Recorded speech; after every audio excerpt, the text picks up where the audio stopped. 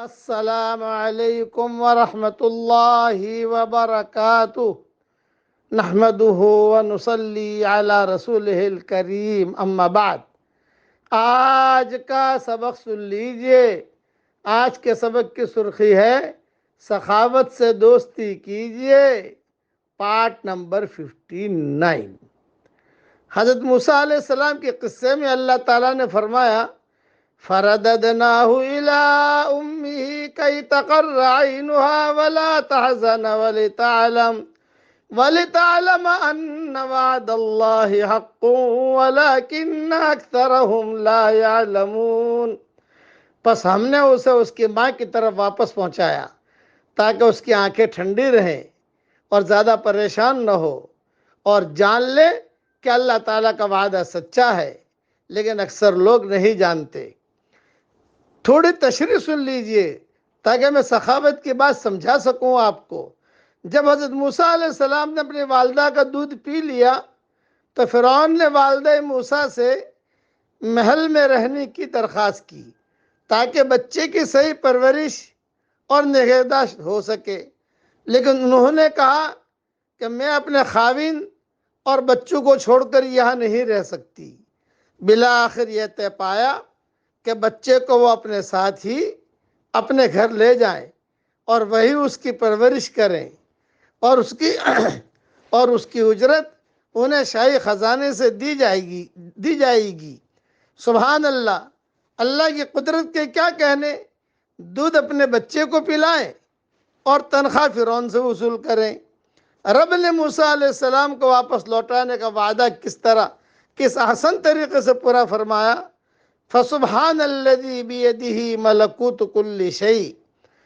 بس ایک حدیث میں ہے کہ اس کاریگر، اب میں اپنی مضمون پر آتا ہوں سخاوت کی، اس کاریگر کی مثال جو اپنی بنائی ہوئی چیز میں ثواب اور خیر کی نیت بھی رکھتا ہے، موسیٰ علیہ السلام کی ماں کی طرح ہے جو اپنے ہی بچے کو دودھ پلاتی ہے اور اس کی اجرت بھی وصول کرتی ہے۔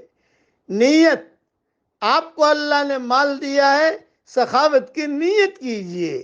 آپ کو اللہ تعالیٰ نے صلاحیت دی ہے، اچھی بات کرنے کی نیت کیجئے۔ مولانا الیاس صاحب رحمۃ اللہ علیہ فرماتے تھے کہ نیت میں جب اللہ تعالیٰ دیتا ہے تو پھر عمل میں کتنا دے گا۔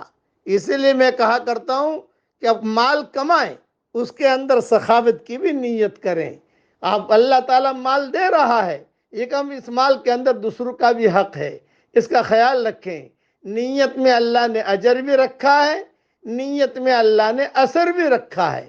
گھر سے نکلے تو سارے عالم میں دین پھیلانے کی نیت سے نکلیں، اپنا کاروبار کریں، کوئی حرج کی بات نہیں ہے۔ کوئی ملے گا تو ہم اسے دین کی دعوت دیں گے، کوئی نہیں ملے گا تو ہم نہیں دعوت دیں گے۔ مائیں بہنیں گھروں میں کھانا پکائیں تو مہمان کی نیت سے پکائیں۔ جو کھانا مہمان کی نیت سے پکایا جاتا ہے اس کھانے کا حساب کتاب نہیں ہوتا۔ اس لیے اللہ مال دے آپ کو، مال کمائے آپ، اس میں نیت کرے سخاوت کی، اس میں نیت کرے سخاوت کی، سخاوت سے دوستی کیجئے۔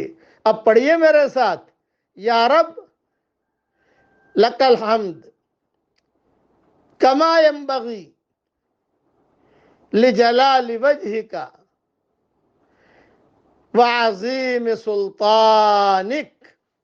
اللہ تعالیٰ کی جملہ بہت پسند ہے۔ روایت میں لکھا ہے جب کوئی اسے پڑھتا ہے تو فرشتے لکھتے ہوئے تھک جاتے ہیں، اللہ کہیں گے حشر کے میدان میں میں اس کا بدلہ دوں گا۔